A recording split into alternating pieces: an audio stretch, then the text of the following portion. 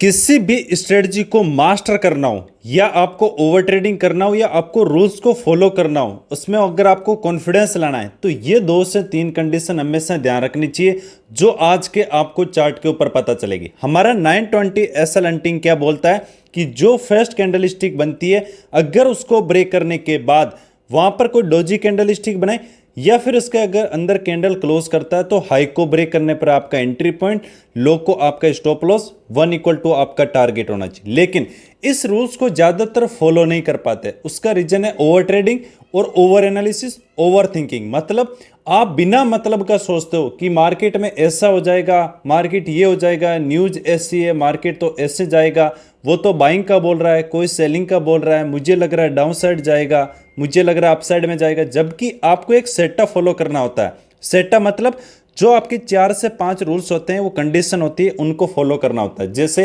यहां पर हम बात करते हैं, हमारा 920 एसएल हंटिंग आज के दिन कहां पर बना, ये देख सकते हो। लो को ब्रेक किया, उसके बाद ये डोजी कैंडल स्टिक बने, तो यहां पर आपका एंट्री, छोटा सा एसएल, इसमें छोटा सा अपसाइड मोमेंटम मिला, उसके बाद यहां पर आपका स्टॉप लॉस हिट हो चुका है। तो आपको क्या करना है, जैसे हमने बात किया, हमेशा आपको 2 ट्रेड प्लान करना है। क्यों?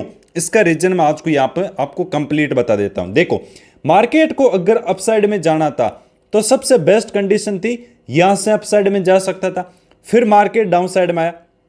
अगर फिर से मार्केट ने अपसाइड जाने की कोशिश की है तो यहां से कंटिन्यू अपसाइड में जा सकता था। लेकिन क्या मार्केट इतना डाउन साइड मोमेंटम आने के बाद यहां पर कोई भी डोजी कैंडल स्टिक बनो, यहां पर कोई भी डोजी कैंडल स्टिक बनो, ब्रेकआउट करो, डब्ल्यू पैटर्न बनो, यहां से अपसाइड जाने की जो पॉसिबिलिटी होगी वो बहुत ही ज्यादा लो होगी। इसलिए मैं हमेशा बोलता हूं कि ज्यादा से ज्यादा आपको 2 ट्रेड प्लान करना चाहिए।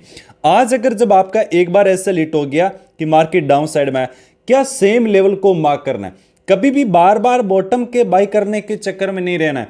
अब रिवर्सल होगा, अब तो बड़ी कैंडल स्टिक बनी, अब तो ऊपर की तरफ जाएगा। ज्यादातर अर्ली एंट्री क्यों होती है? क्योंकि आप पहले से सोच लेते हो अब तो मार्केट श्योर है कि ऊपर की तरफ जाएगा, क्योंकि मार्केट जितना नीचे आना था। लेकिन नहीं, वो थॉट प्रोसेस या फिर साइकोलॉजी के बेस पे ट्रेड नहीं होता। जो रूल आपने कंडीशन बनाई है, जैसे मान लो आपने मेन लो को मार्क कर लिया, अब आप देखो यहां पर एक बार ऐसा लीट हो गया, उसके बाद क्या इसके अंदर कैंडल क्लोज किए? यस, आप यहां पर देख सकते हो ये ग्रीन कैंडल स्टिक क्लोज किए। क्या इसका हाई को ब्रेक किया? बिल्कुल भी नहीं। इसका मतलब यहां पर आपका ट्रेड प्लान नहीं होना चाहिए। ये आप लॉस से कैसे बच गए? उसका रीजन क्या है? क्योंकि आप अपने रूल्स को फॉलो कर रहे हो। जो आपकी कंडीशन है कि मार्केट कैंडल क्लोज करने के बाद हाई को ब्रेक करना चाहिए, हर एक कंडीशन को फॉलो करोगे, हर एक रूल्स को फॉलो करोगे, तभी आप यहां पर बिना मतलब लॉस से बच गए। फिर कौन सी कैंडल स्टिक क्लोज किए? क्या यहां पर कोई भी कैंडल स्टिक क्लोज किए? बिल्कुल नहीं। इसका मतलब आपको यहां पर शांत बैठना है, कोई भी ट्रेड प्लान नहीं करना है। फिर कौन सी कैंडल स्टिक क्लोज किए?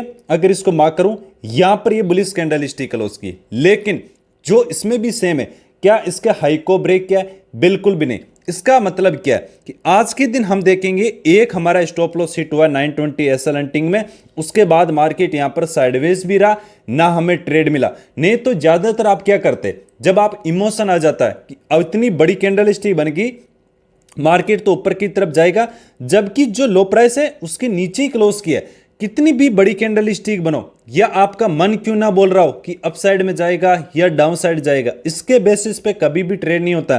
ट्रेड होता है आपके सेटअप पर। सेटअप मतलब आपकी कंडीशन कि अगर इसके नीचे जो आपका लो प्राइस है, इसके ऊपर यहां कैंडल क्लोज की, हाई ब्रेक नहीं किया, यहां पर कोई भी कैंडल स्टिक क्लोज नहीं की, चाहे फिर कोई भी चार्ट पैटर्न या कुछ भी बनाओ। और एक जो मैंने आपको साइकोलॉजी पॉइंट बताया था इस सैटरडे या संडे को जो वीडियो बनाया था, कि कहीं पर अगर मान लो आप बाइंग साइड के लिए इंटरेस्टेड नहीं हो, इसका मतलब यह नहीं होता कि आपको सेल करना चाहिए। जैसे बार बार आप देखोगे यहां पर लो ब्रेकडाउन किया, यहां पर सेल करते तो लॉस होता, फिर लो ब्रेकडाउन किया, फिर लॉस, फिर लो ब्रेकडाउन, फिर लॉस, लो ब्रेकडाउन, फिर लॉस।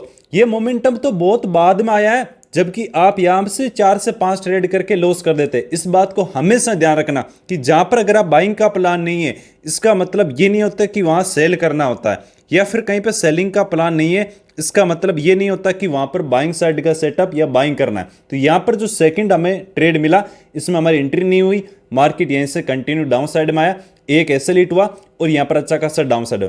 जबकि सेम प्रीवियस निफ्टी में प्रीवियस दिन देखोगे तो लगभग टॉप के आसपास एंट्री हुई, रिस्क रिवॉर्ड रेशियो 1 = 3 से भी ज्यादा। इसलिए हमेशा बोलते हैं कि आपको दो तीन चीजें जो ऐड करनी चाहिए वो कौन कौन सी है। रिस्क रिवॉर्ड रेशियो हमेशा आपको ऐड करना है, मिनिमम आपका इसमें 1:2 होना चाहिए। क्यों? क्योंकि एक बार देखो यहां पर आपकी एंट्री होती, कहां पर एंट्री होती, लगभग बॉटम के आसपास में। अगर ऐसे लिट हुआ है, छोटा ऐसे लिट हुआ है, लेकिन जो आपकी एंट्री हुई है वो बॉटम के आसपास हुई है। वहीं पर अगर ज्यादातर एंट्री कहां पर प्लान करते हैं, जैसे आप फेल करते थे, कहां पर, जो क्लोजिंग प्राइस का ब्रेकआउट करता है यहां पर एंट्री। आप खुद बताओ, एक एंट्री आपकी यहां पर हुई है, दूसरी एंट्री यहां पर हुई है, किसमें रिस्क रिवॉर्ड रेशियो अच्छा होगा? इसमें। क्यों? जब आप यहां पर एंट्री प्लान करोगे तब तक तो आपका 1:2 यहां पर हिट हो जाएगा, और फिर आप यहां पर कोशिश कर सकते हो, थोड़ा बहुत अपसाइड में जाता है, हमेशा ज्यादातर ट्रेप करता है, वहां पर आप अपना प्रॉफिट बुकिंग कर सकते हो। इसलिए बोलता हूं आपकी जो 920 में जब भी एंट्री प्लान होगी, ज्यादातर या तो टॉप और बॉटम के आसपास होगी। और जब टॉप के आसपास सेल कर रहे हो, मतलब जहां से मार्केट रिवर्सल हो रहा है वहां पर अगर आप सेल कर रहे हो, तो रिस्क रिवॉर्ड रेशियो फिर मिनिमम नहीं होना चाहिए। या जहां पर आप बाइंग कर रहे हो ऐसे लिट होगा, चलेगा, कोई दिक्कत नहीं, लेकिन जब आप प्रॉफिट ले रहे हो कम से कम रिस्क रिवॉर्ड रेशियो 1:2 के आसपास होना चाहिए। अब इसमें ज्यादातर जो गलती करते हैं वो क्या करते हैं, आपको, मेरे को लग रहा है कि अपसाइड में जाएगा, मेरे को लग रहा है कि डाउन साइड जाएगा, नहीं, जो 5 रूल्स बताएं कि लो को ब्रेक करना चाहिए। अगर डोजी कैंडल स्टिक या अंदर कैंडल क्लोज करती है तो ट्रेड प्लान करना है। अगर उसमें ऐसा लेट हो गया तो वापस अगर कैंडल क्लोज करे और हाई ब्रेक करे तो आपको एंट्री करना है।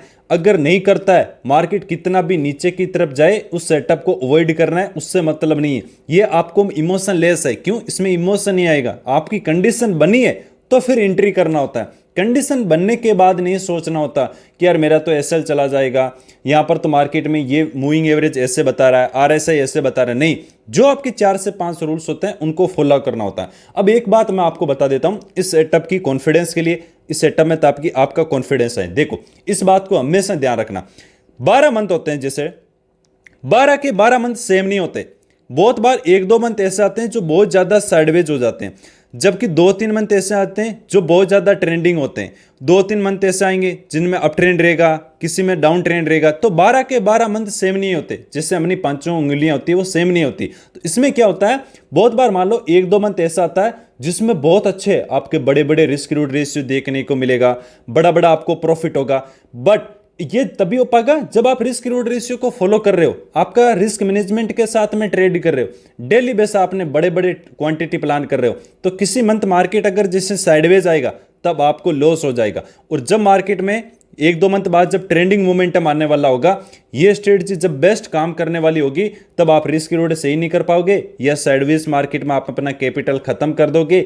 जब एक्चुअली ट्रेड करना होगा तब नहीं कर पाओगे। इसलिए हमेशा ज्यादातर बोलते हैं जो भी आपके पास कैपिटल है, इतना कैपिटल होना चाहिए कि कम से कम 40 से 50 ट्रेड करो तो भी आपका पूरा कैपिटल खत्म ना हो। और 40 से 50 ट्रेड करोगे और आप अगर रिस्क रिवॉर्ड रेशियो को फॉलो करोगे तो किसी भी कंडीशन में आपका कैपिटल खत्म नहीं होगा। क्योंकि अगर 5 प्रॉफिट 5 लॉस, अगर 50 में से आपका 20 भी प्रॉफिट और 30 भी लॉस होता है, फिर भी आपको बचाएगा कौन? Risk reward. मैंने जो ट्रेडिंग में सीखी है वो एक चीज सीखी है कि या तो आपको रिस्क रिवॉर्ड रेशियो को बढ़ाना पड़ेगा या फिर प्रोबेबिलिटी को बढ़ाना पड़ेगी। एक चीज इसमें से बढ़ा दो। अगर आप 80% सही होते हो और रिस्क रिवॉर्ड रेशियो 1:1 है तो बेस्ट है, फिर मैं नहीं बोलूंगा कि 1:2 करो। लेकिन आप ज्यादातर 40% 50% ही प्रॉफिट कर पाते हो तो फिर किस पे फोकस करो? रिस्क रिवॉर्ड रेशियो को। इन दोनों में से एक चीज बढ़ाओगे तभी आपका। लेकिन इस बात को ध्यान रखना, बहुत शानदार स्ट्रेटजी है। अब जैसे प्रीवियस यहां पर आके डाउन साइड में क्लोज किया है, यहां पर कल के दिन फिर आप यहां पर कहीं ना कहीं अपसाइड के लिए यूज कर सकते हो। 2 ऐसे लिट हो गया, ट्रेडिंग को क्लोज कर देना। अगर एक अच्छा टारगेट मिल गया 1:2 1:3 तो भी ट्रेडिंग को क्लोज कर देना। वीडियो ज्यादा पसंद आए तो वीडियो को लाइक करना, और कौन से इसमें डाउट है आपने जितना भी कमेंट करो एक बार, ताकि बाकी ट्रेडर्स को पता चले जिसने बैक टेस्ट नहीं किया है। क्योंकि आपने मेहनत की है, आपने बैक टेस्ट किया है, तो एक बार कमेंट करके बताओ इसकी एक्यूरेसी कितनी है, क्योंकि आपने कितना बैक टेस्ट किया और क्या डाउट है इस स्ट्रेटजी के अंदर, तो इसके ऊपर मैं वीडियो बना दूंगा। बट इस पर जो एक्यूरेसी और कमेंट करके, क्योंकि आपने मेहनत की है तो मुझे श्योर पता है कि आप कमेंट करोगे। थैंक यू, जय हिंद, राम राम।